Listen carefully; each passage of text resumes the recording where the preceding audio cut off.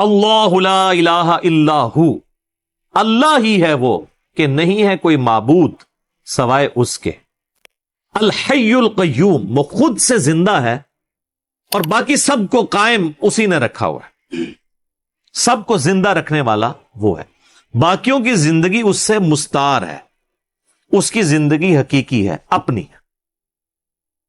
لا تأخذہ سنۃ ولا نوم، اور اس کی زندگی اتنی کامل ہے کہ نہ تو اسے اونگ آتی ہے اور نہ نیند۔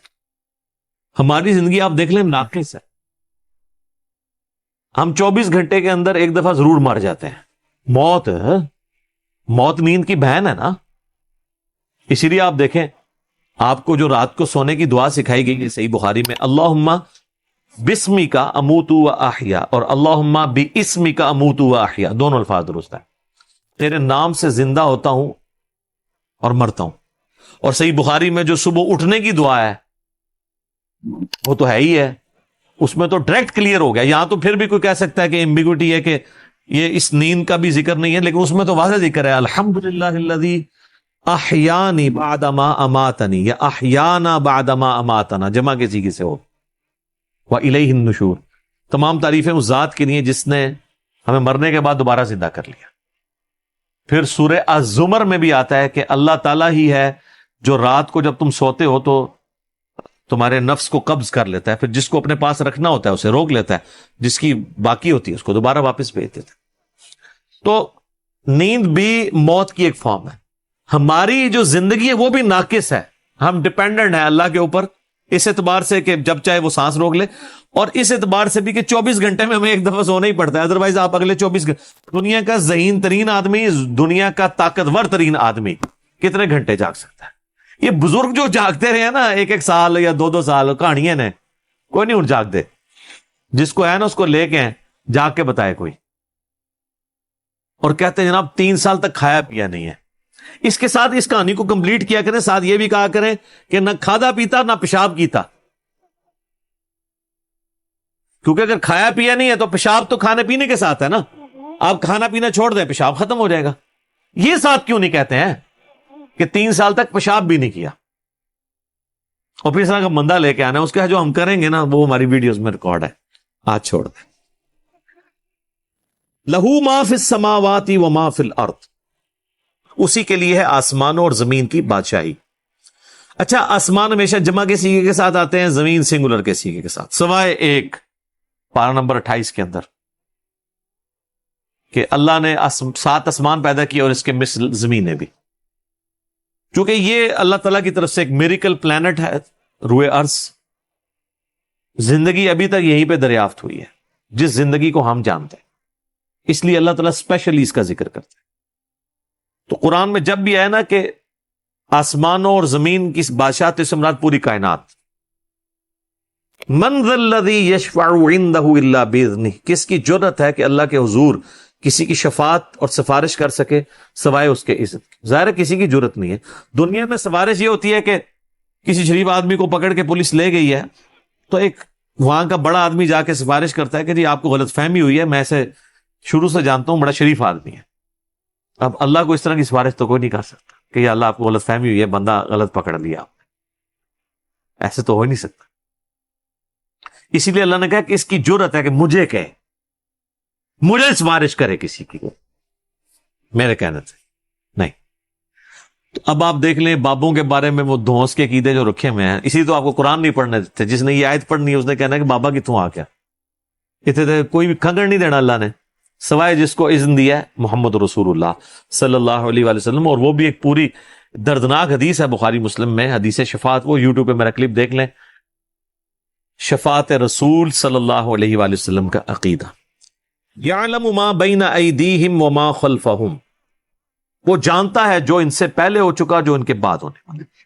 یعنی اللہ تعالیٰ ہمارا جس کی سفارش تم میرے پاس لے کے آؤ گے نا، مجھے پتا ہے اس نے پہلے کیا کیا اور آندہ کیا کرنا ہے، مجھے بتا رہے ہو۔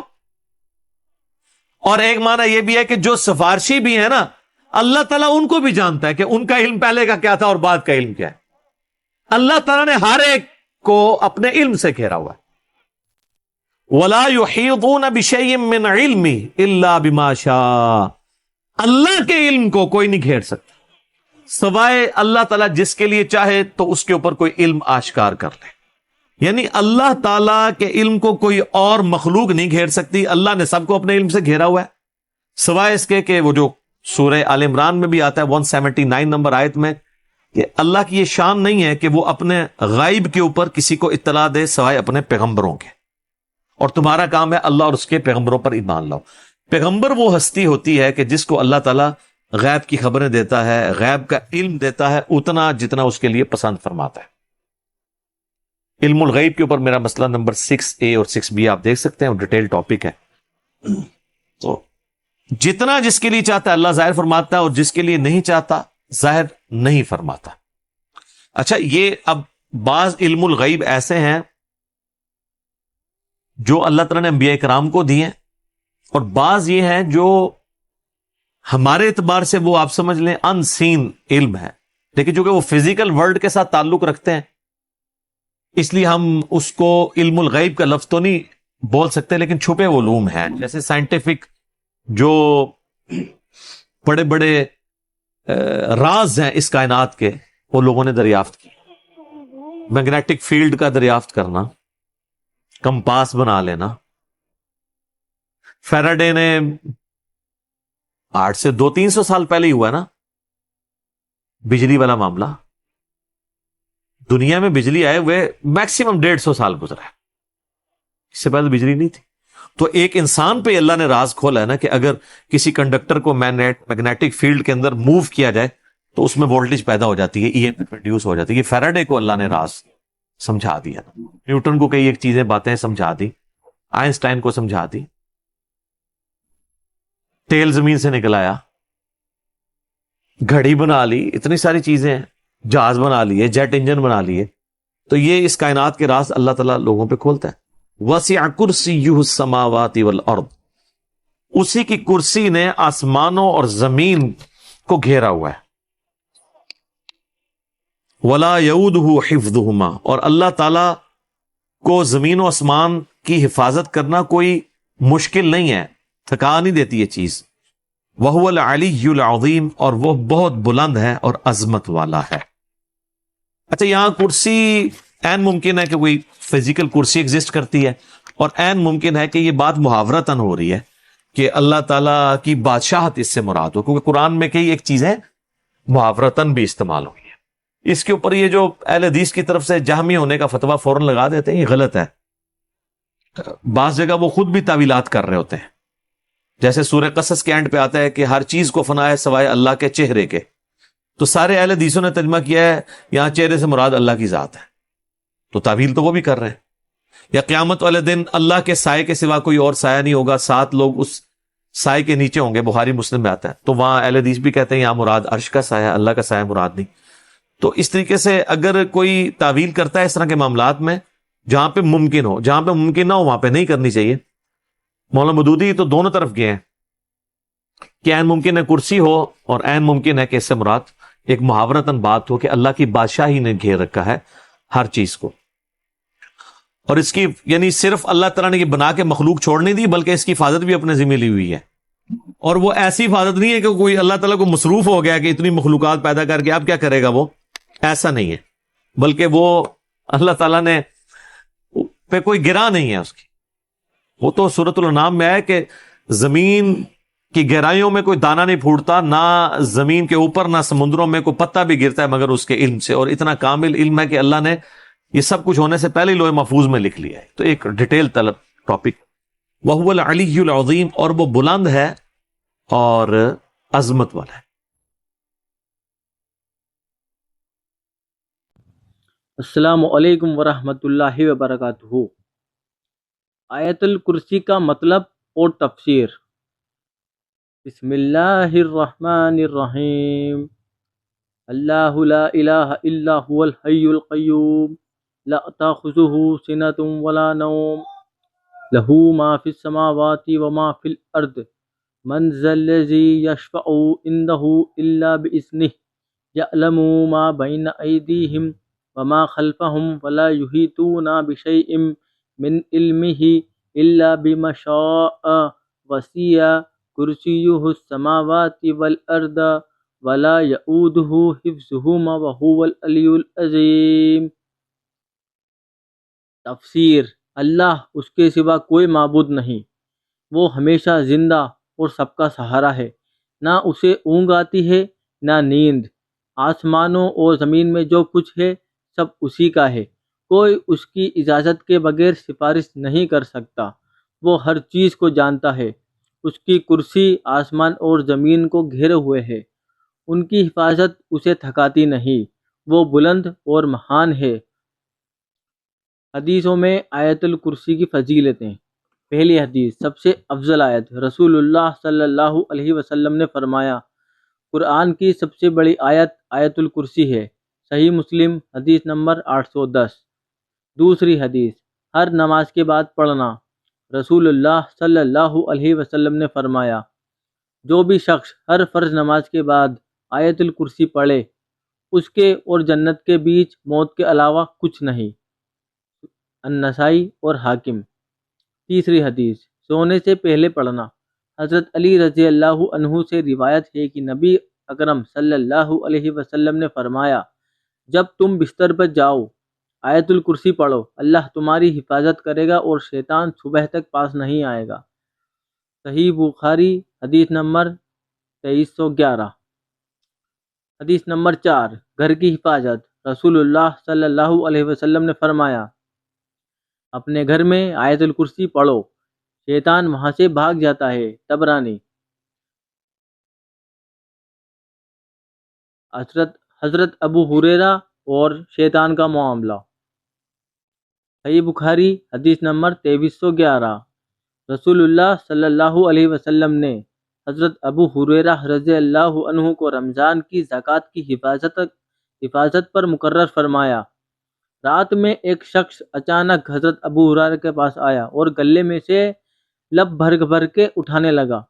حضرت ابو ہریرہ نے اسے پکڑ لیا اور کہا کہ اللہ کی قسم، میں تجھے رسول اللہ صلی اللہ علیہ وسلم کی خدمت میں لے چلوں گا۔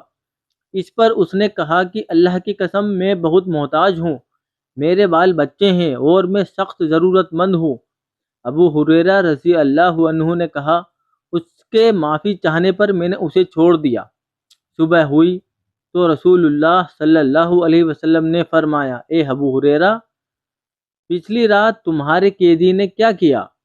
میں نے کہا، یا رسول اللہ، اس نے سخت ضرورت اور بال بچوں کا رونا رویا، اس لیے مجھے اس پر رحم آ گیا اور میں نے اسے چھوڑ دیا۔ آپ صلی اللہ علیہ وسلم نے فرمایا کہ وہ تم سے جھوٹ بول کر گیا ہے، ابھی وہ پھر آئے گا۔ رسول اللہ صلی اللہ علیہ وسلم کے اس فرمان کی وجہ سے حضرت ابو ہریرہ کو یقین تھا کہ وہ پھر ضرور آئے گا، اس لیے میں اس کی طاق میں لگا رہا، اور جب وہ دوسری رات آ کے پھر گلہ اٹھانے لگا تو میں نے اسے پھر پکڑا اور کہا کہ تجھے رسول اللہ صلی اللہ علیہ وسلم کی خدمت میں حاضر کروں گا، لیکن اب بھی اس کی وہی گزارش تھی کہ مجھے چھوڑ دیں، میں محتاج ہوں، بال بچوں کا بوجھ میرے سر پر ہے، اب میں کبھی نہیں آؤں گا۔ حضرت ابو ہریرہ کو رحم آ گیا اور اسے پھر چھوڑ دیا۔ صبح ہوئی تو رسول اللہ صلی اللہ علیہ وسلم نے فرمایا، اے ابو ہریرہ، تمہارے قیدی نے کیا کیا؟ حضرت ابو ہریرہ نے فرمایا، یا رسول اللہ، اس نے پھر اسی سخت ضرورت اور بال بچوں کا رونا رویا جس پر مجھے رحم آ گیا، اس لیے میں نے اسے چھوڑ دیا۔ آپ صلی اللہ علیہ وسلم نے اس مرتبہ بھی یہی فرمایا کہ وہ تم سے جھوٹ بول کر گیا ہے اور وہ پھر آئے گا۔ تیسری مرتبہ میں پھر اس کے انتظار میں تھا کہ اس نے پھر تیسری رات آ کر گلہ اٹھانا شروع کیا، تو میں نے اسے پکڑ لیا اور کہا کہ تجھے رسول اللہ صلی اللہ علیہ وسلم کی خدمت میں پہنچنا اب ضروری ہو گیا ہے، یہ تیسرا موقع ہے، ہر مرتبہ تم یقین دلاتے رہے کہ پھر نہیں آؤں گا، لیکن تم باز نہیں آئے۔ اس نے کہا کہ اس مرتبہ مجھے چھوڑ دو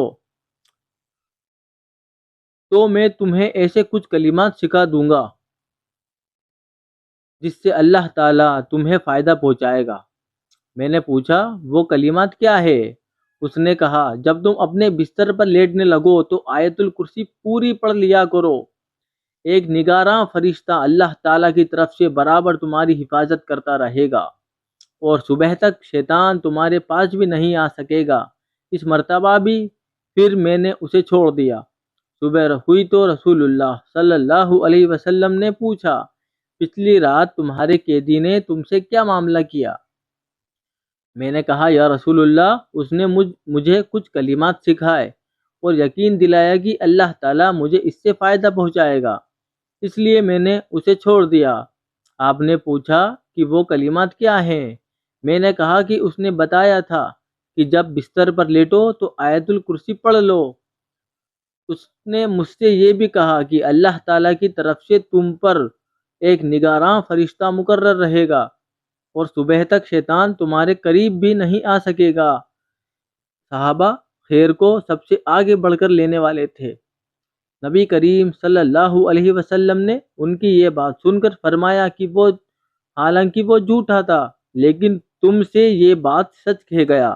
اے ابو ہریرہ، تم کو یہ بھی معلوم ہے کہ 3 راتوں سے تمہارا معاملہ کس سے تھا؟ انہوں نے کہا، نہیں۔ نبی کریم صلی اللہ علیہ وسلم نے فرمایا، وہ شیطان تھا۔ السلام علیکم ورحمۃ اللہ وبرکاتہ۔